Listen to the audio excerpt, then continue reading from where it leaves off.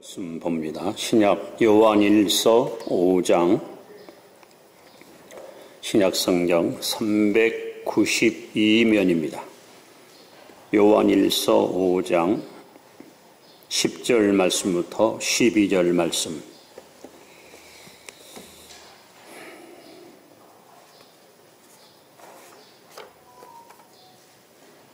요한일서 5장 10절로 12절. 자, 우리 짧은 세 절입니다. 우리 한 목소리 같이 합독하겠습니다. 하나님의 아들을 믿는 자는 자기 안에 증거가 있고 하나님을 믿지 아니하는 자는 하나님을 거짓말하는 자로 만드나니 이는 하나님께서 그 아들에 대하여 증언하신 증거를 믿지 아니하였습니다. 또 증거는 이것이니 하나님이 우리에게 영생을 주신 것과 이 생명이 그의 아들 안에 있는 그것이니라. 아들이 있는 자에게는 생명이 있고 하나님의 아들이 없는 자에게는 생명이 없느니라. 그렇습니다. 주 안에서 날마다 승리하시 바랍니다.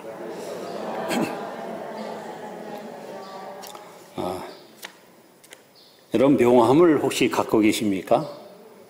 저는 종종 사람들을 만나게 되면 목사님 명함을 좀 하나 주십시오 하고 이렇게 건네는 분이 있어요. 저는 평생 명함을 갖고 있지는 않습니다. 여러분, 제 좌우명이 뭔지 아십니까? 유명한 목사가 되기보다는 유익한 목사가 되기를 원합니다.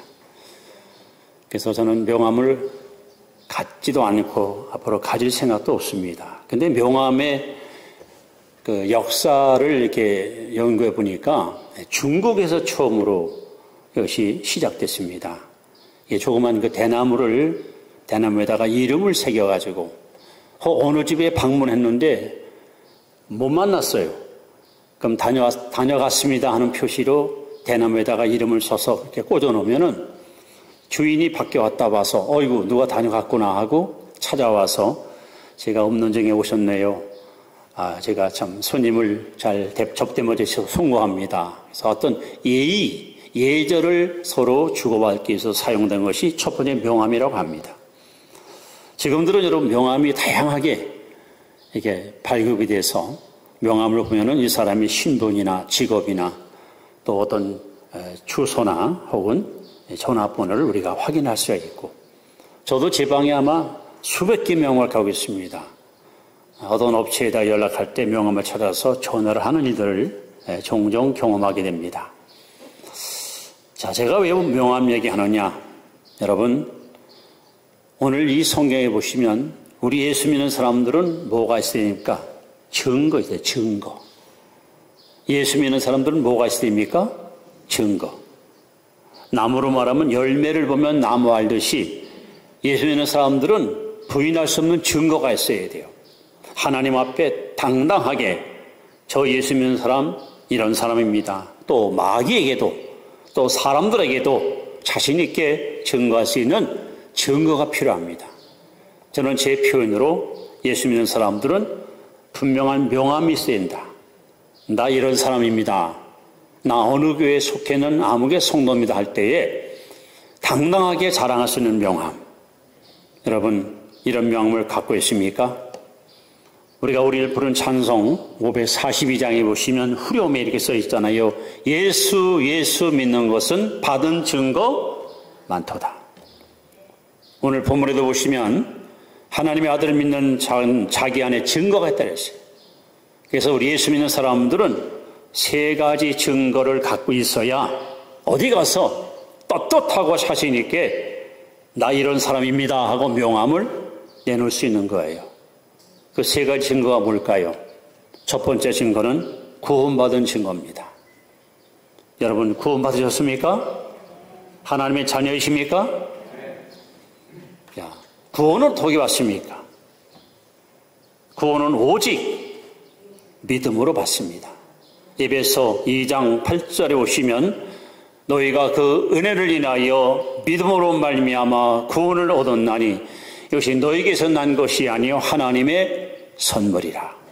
행위에서 난 것이 아니니 이는 아무도 자랑치 못하게 함이니라. 여러분, 구원은 행위로, 노력으로, 애씀으로 받는 것이 아닙니다. 오직 믿음으로 받습니다. 근데 어떤 믿음입니까? 하나님이 예수님 이 땅에 보내실 때에 천사를 통해서 예수님의 이름을 계시해 주었습니다. 마태복음 1장 21절에 아들을 낳으리니 그 이름을 예수라 하라. 이는 저가 자기 백성을 저희 죄에서 구원할 자이심이라. 예수라는 이름이 뭡니까? 바로 구원자, 구속자 이런 뜻입니다. 바로 예수 이름 속에 예수님이 땅에 오신 목적이 고스란히 담겨 있습니다. 그런데 많은 사람들이 구원받는 길이 여러 길인 줄 알고 착각하고 살아갑니다. 그러나 요한복음 14장 6절에 예수께서 말씀합니다. 내가 곧 길이요 진리요 생명이니 나로 말미암지 않고는 아버지께로 올 자가 없느니라. 여러분, 하늘 가는 길, 천국 가는 길은 오직 한 길밖에 없습니다. 예수 그리스도를 통해서만 우리는 하나님 앞에 천국으로 나아갈 수가 있습니다. 자, 그런데 문제는 어떤 예수를 믿어야 우리가 구원받아 명함을 가지고 다니면서 나 예수 믿고 구원받은 하나님의 자녀입니다 하고 자신 있게 나를 증거할 수 있을까요? 우리는 사도신경을 통해서 날마다 신앙 고백을 합니다. 거기 보면 5가지 우리가 믿는 예수님의 아름다운 인격이 우리에게 그대로 소개되고 있습니다. 첫 번째, 우리는 여자의 후손으로 오신 예수를 믿음으로 구원받습니다. 창세기 3장 6절에 16절에 아담 하와가 범죄하자마자 하나님께서 즉시로 여자의 후손이 올 것을 예언하셨습니다. 여러분과 저와 모든 인류는 아버지 씨를 받고 남자의 후손으로 이 땅에 태어났지만 오직 유일하게 예수님 한 분만 남자가 아닌 여자의 후손으로 성령으로 잉태하여 이 땅에 탄생하셨습니다. 그 얘기는 우리는 아담의 후손이기 때문에 하나님 앞에 죄인입니다. 그러나 예수님은 여자의 후손으로 오셨기 때문에 그에게는 죄가 없습니다. 그분만은 깨끗하고 순결하고 청결한 우리의 완전한 구원자가 되십니다. 둘째, 우리는 십자가의 대속의 제물, 대속제로 죽으신 예수를 믿음으로 구원받습니다. 엄밀한 의미에서 우리는 이 땅에 살려고 태어났지만 예수는 이 땅에 죽으러 오셨습니다. 그것도 자기 죄 때문에 죽음을 맞은 것이 아니라 인류의 죄를 주님이 다 담당하시고 속죄의 제물로 십자가에 못 박여 죽었습니다. 왜 그럴까요? 히브리 9장 22절에 피 흘림이 없은즉 죄 사함이 없느니라. 나의 죄를 씻기는 예수의 피밖에 없습니다. 그 피만이 저와 여러분의 주하고 더러운 죄를 눈처럼 양철처럼 깨끗하게 씻는 능력이 있습니다. 또 우리가 믿는 예수는 어떤 분입니까? 죽음을 이기고 사망을 깨트리고 부활하신 생명의 주님이십니다. 여러분, 산에 가시면 많은 무덤이 눈에 띕니다. 지금도 하루에 수십만 명의 사람들이 세상을 떠납니다. 그런데 이제까지 이 땅에 왔던 사람들은 다 죽었고 그들은 무덤에 묻혔고 흙으로 돌아갔습니다. 아무도 무덤을 헤치고 살아난 자는 없습니다. 유일하게 오직 한 분 예수님만이 사망과 음부의 원수를 깨뜨리시고 첫 열매로 부활하셨습니다. 죄의 삭은 사망입니다.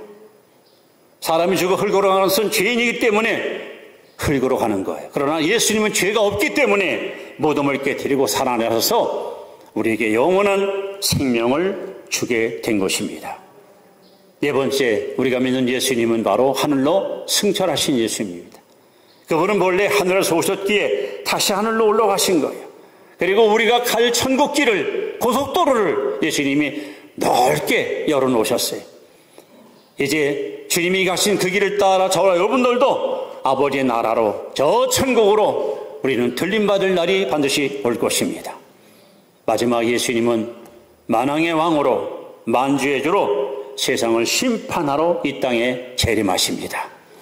이렇게 우리가 믿는 예수님은 여자의 후손, 십자가 대속의 제물, 그리고 첫 열매인 부활, 그리고 승천, 재림, 이 5가지 가운데 하나만 빠져도 안 돼요. 이 5가지를 완성하신 분만이 여러분 진정한 구원자시고 그분만이 우리를 구원할 유일한 구세주가 되십니다.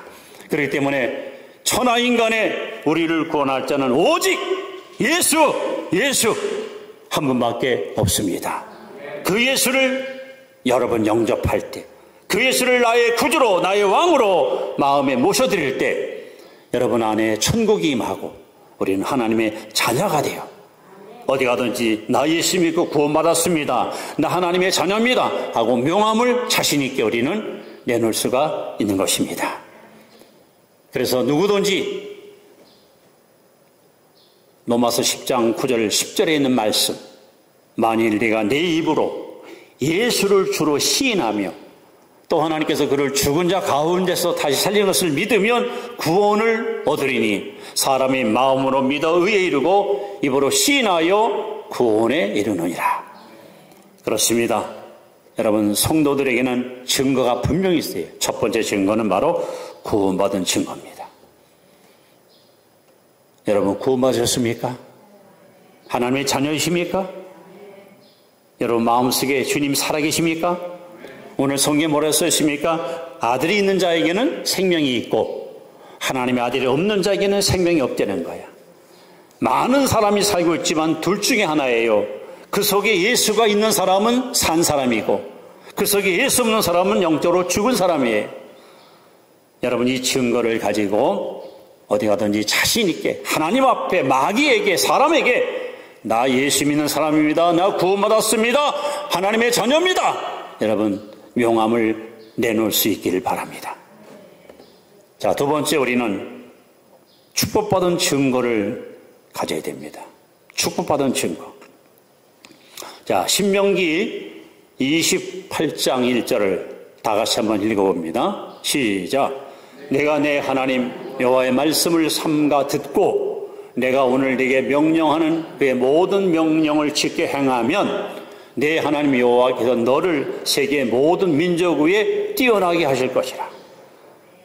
자, 여기 보면 축복받는 비결을 성경은 분명히 명백하게 말씀합니다.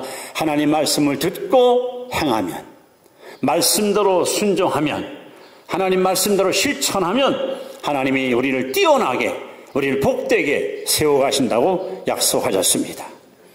그러면 여러분, 구원은 믿음으로 받지만 축복은 오직 행함으로 받습니다.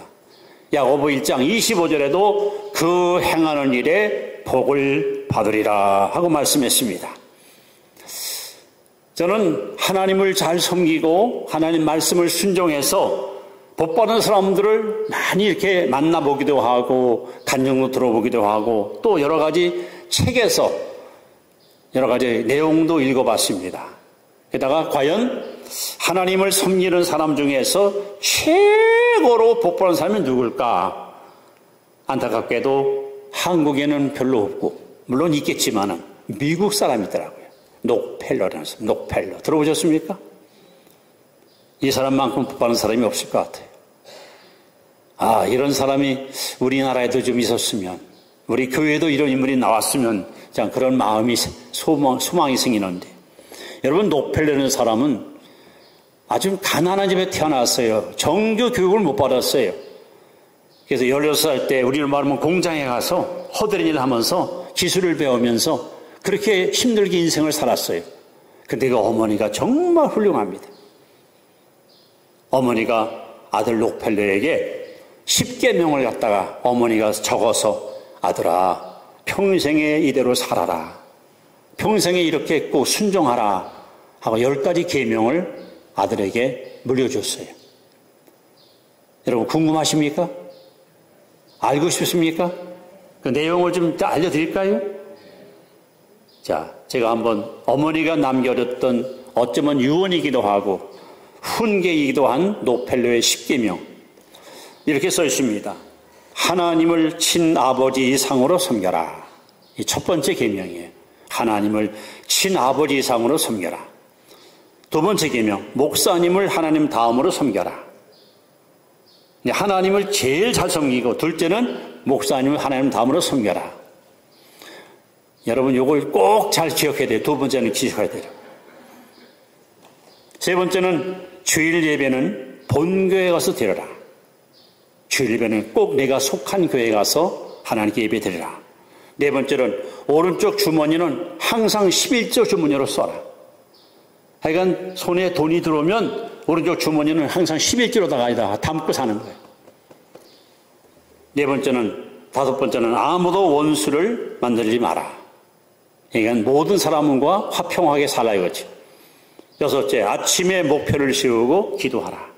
아침에 일찍 일어나서 하루의 일과한 목표를 세우고 그 다음에 기도하고 일을 시작하라는 거예요. 그 다음에 잠자리 들기 전 하루를 반성하고 기도하라. 그리고 아침에는 꼭 하나님 말씀을 읽어라. 아홉 번째, 남을 도울 수 있는 대로 힘껏 도우라. 열 번째가 또 중요합니다. 예배 시간에 항상 앞에 앉아라.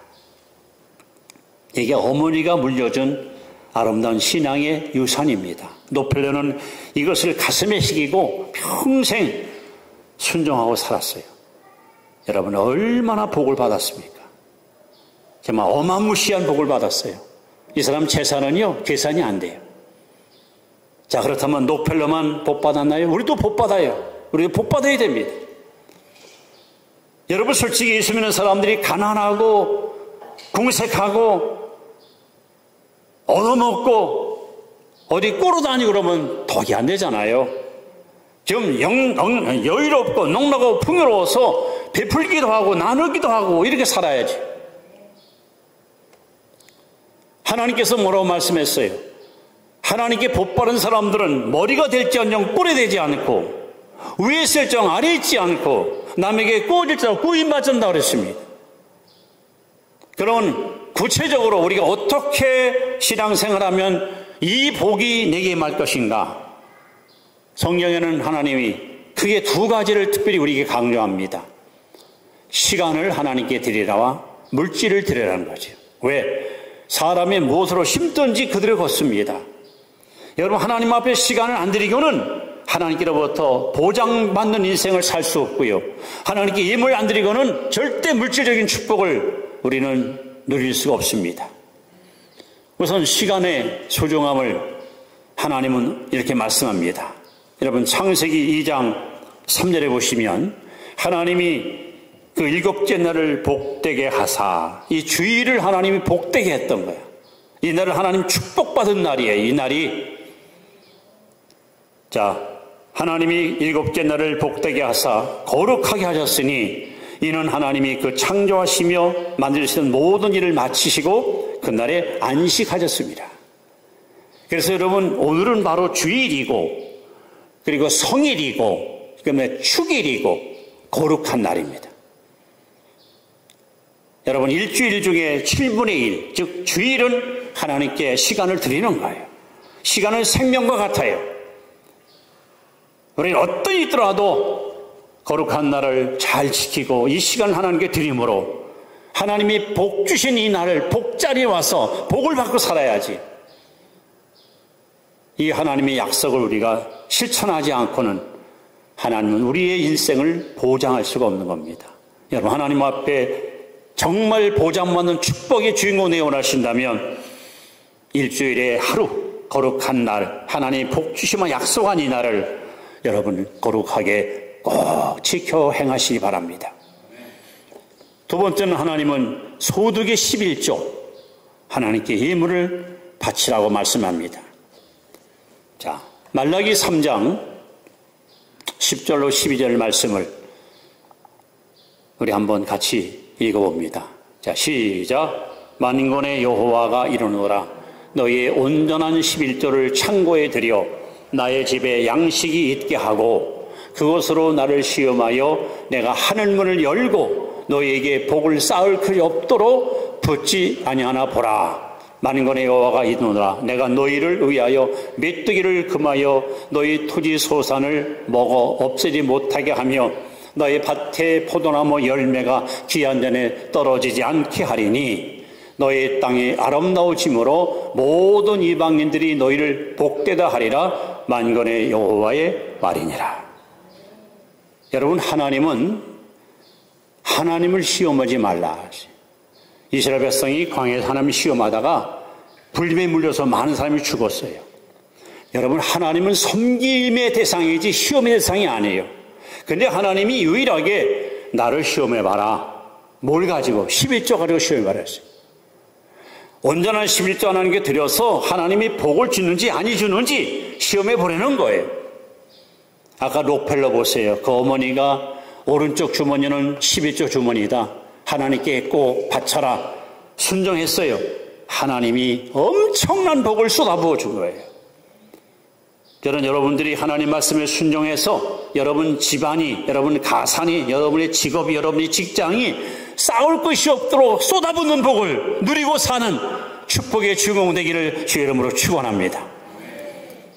축복은 순종해야, 특히 주일 성수, 11조 생활 꼭 실천하면 여러분 하나님께서 반드시 여러분 축복의 축복을 도와주셔서 여러분 어디 가든지 자신 있게 뭐 친척을 만나건 친구를 만나건 누굴 만나건 나 예수 믿고 복 받았어. 나 예수 믿고 이렇게 행복해.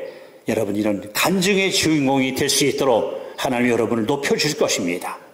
그렇습니다. 믿는 사람에게는 증거가 있어야 돼요. 여러분 명함 갖고 내놓으면요 예수 믿고 복 받은 증거가 있을 거 아닙니까? 그래 여러분 어디 가서 우리가 기죽지 않고 하나님 앞에 당당하게 우리를 자랑할 수가 있는 것입니다. 자, 세 번째 우리는 능력받은 증거 있습니다. 능력받은 증거. 자, 누가복음 11장 13절 예수님 말씀입니다. 함께 읽습니다. 시작. 너희가 악할지라도 좋은 것을 자식에게 줄 줄 알거든 하물리며 너희 하늘 아버지께서 구하는 자에게 성령을 주시지 않겠느냐 하시니라. 여러분 하나님의 나라는 말에 있지 아니하고 능력이 있습니다. 능력이 있습니다. 마가복음 16장 17절 제가 늘 여러분 앞에 공포하는 말씀이죠. 믿는 자들에게는 이런 표적이 따르리니 예수 믿는 사람에게는 부인할 수 없는 증거가 따라와요. 표적이 따릅니다. 곧 저희가 내 입으로 귀신을 쫓아내며 새 반응을 말하며 뱀을 집으며 무슨 독을 맞아 해를 받지 아니하며 병든 사람에게 손을 얹은 즉 나으리라. 이 표적이 따라와야 돼요. 예수님이 땅에 오셔서 사도행전 10장 38절 하나님이 나사렛 예수에게 성령과 능력을 예수님 스스로 하나님의 능력을 받아가지고 귀신을 쫓으며 병을 고치며 죽은 자를 살리며 각종 문제를 해결했어요. 그리고 12제자 어쩌면은 무기력한 12제자를 불러 그들에게도 이런 권세를 주어요. 쟤들이 다니면서 복음을 전하며 많은 귀신을 쫓고 많은 병자를 살렸습니다. 그리고 이제 70명 전도인을 뽑아 둘씩 짝을 지어 보내면서 역시 그들에게도 이런 권세를 주므로 그들이 나아가서 복음 전할 때 귀신이 항복하는 것을 눈으로 확인합니다. 이제는 교회, 예수 믿는 저와 여러분에게 이런 표적과 능력을 허락해 주었습니다. 그러므로 여러분 예수 믿는 사람이 구원도 받았고 축복도 받았는데 능력이 없으면 안 돼요. 조그만 시험만 받아도 쉽게 흔들리고 무슨 말 한마디만 들어도 마음이 요동치고 특히 영적으로 마귀와 싸워서 날마다 두려워 떨고 불안해하는 그런 무능한 그런 하나님의 자녀는 주님이 기뻐하지 않습니다. 우리는 이겨야 됩니다. 넉넉히 이기고 나아가야 됩니다. 이런 능력을 하나님 우리에게 주시기 원하십니다. 예수님의 제자들이 처음부터 능력받은 건 아닙니다. 그들도 예수님이 십자가에 못 박히던 날 여러분 무기력하게 주님을 배신하고 뿔뿔이 흩어지고 도망가고 말았습니다. 그러던 무기력한 그들이 예수님께서 제자들에게 이렇게 약속했거든요. 누가복음 24장 49절에 너희들은 위로부터 능력이 임할 때까지 이 성에 머물러라. 그래서 감람산에서 예수님 하늘로 승천한 이후 약 한 120명 정도가 다락방에 모여가지고 사도행 1장 14절에 보시면 따라합시다. 오로지 기도에 힘쓰니라. 열흘 동안 하나님의 능력이 임하기를 간절히 기도했습니다. 하나님이여, 약속하신 능력을 우리에게 부어달라고. 예수 믿는 성도가 무기력하고 무능력해서 마귀한테 우롱당하고 세상을 이기지 못하고 시험을 이기지 못하고 자주 흔들리고 낙심하고 실패하는 부끄러운 신자가 아니라 주님의 이름으로 날마다 넉넉히 이기는 승리의 주인공 되기 원하오니 약속의 능력을 부어달라고 그들은 간절히 열심히 기도합니다. 그리고 드디어 오순절날 새벽에 위로부터 하나님의 능력이, 성령의 불이 그들에게 강력하게 임함으로 그들이 다 성령의 충만함을 받고 세상을 뒤집어 엎는 권세 있는, 능력 있는 승리의 주인공으로 쓰임받지 않았습니까? 오늘날 많은 교회들이 경건의 모양만 있지 능력이 없습니다. 겉모양만 능력 있는 것처럼 꾸미고 다니지 실상 영적으로는 무기력하고 무능한 폐전명 같은 신자들이 너무도 많습니다. 하나님은 저와 여러분들이 이 땅에 사는 동안 세상을 이기고 죄를 이기고 시험을 이기고 자신을 이기고 마귀를 이기는 능력 있는 성도 되기 원하시지, 날마다 얻어맞고 깨지고 흔들리고 주저앉는 무기력한 신자 되는 걸 원치 않습니다. 능력을 구하십시오. 역대하 16장 9절에 하나님 말씀합니다. 여호와 하나님을 온 땅을 두루 감찰하사 전심으로 자기를 향하는 자들에게 능력을 부어 준다 했습니다. 능력 받아야 됩니다. 무기력한 베드로, 비겁한 베드로, 실패한 베드로가 하나님의 능력을 받고 백성을 향해서 너희가 각각 회개하여 예수 이름으로 세례받고 제사함을 받아라 하고 있을 때에 3,000명이 뒤집어지고 구원받는 역사가 일어났습니다. 이 무기력한 베드로가 기도하러 성전에 올라가다가 40년 동안 한 번도 사모하지 못한 안진뱅이를 향하여 나는 금도 없고 나는 은도 없다, 내게 있는 것으로 내게 주노니 나사라 예수 이름으로 일어나 걸어라 할 때 안진뱅이가 벌떡 일어나 뛰기도 하고 걷기도 할 줄 찬양했습니다. 능력이 쓰입니다. 우리가 이곳에 모여 기도할 때 이 지역의 역사는 어둠의 세력이 다 도망가고 불신의 장벽이 무너지고 흑암의 세력들이 사라지고 이런 능력 있는 교회, 능력 있는 성도가 되어야 됩니다. 그래야 여러분, 죄악에 얽매이고 마귀한테 붙잡힌 포로된 영혼들을 우리가 해방시킬 수 있지, 아무 능력도 없고 무기력한 내가 내 믿음도 못 지키면서 어찌 남의 영혼을 여러분 책임질 수 있겠습니까? 이제 오늘 우리는, 예수 믿는 우리는 세 가지 분명한 증거를 갖고 살아야 됩니다. 구원받은 증거, 축복받은 증거, 능력받은 증거.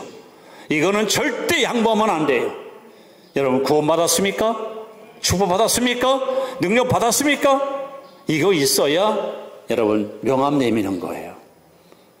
어디 가서 나 어느 교회 아무개입니다 하고 여러분 자신 있게 소개할 때는 최소한 구원도 받았고 축복도 받고 능력도 받아서 누가 부인할 수 없는 증거를 가져야, 야, 저 사람 전에는 그렇게 가난하더니, 저 사람 전에 그렇게 절망에 빠져서 허우적거리더니 어쩌면 저렇게 사람이 새 사람 됐을까, 어째 이렇게 축복받았을까.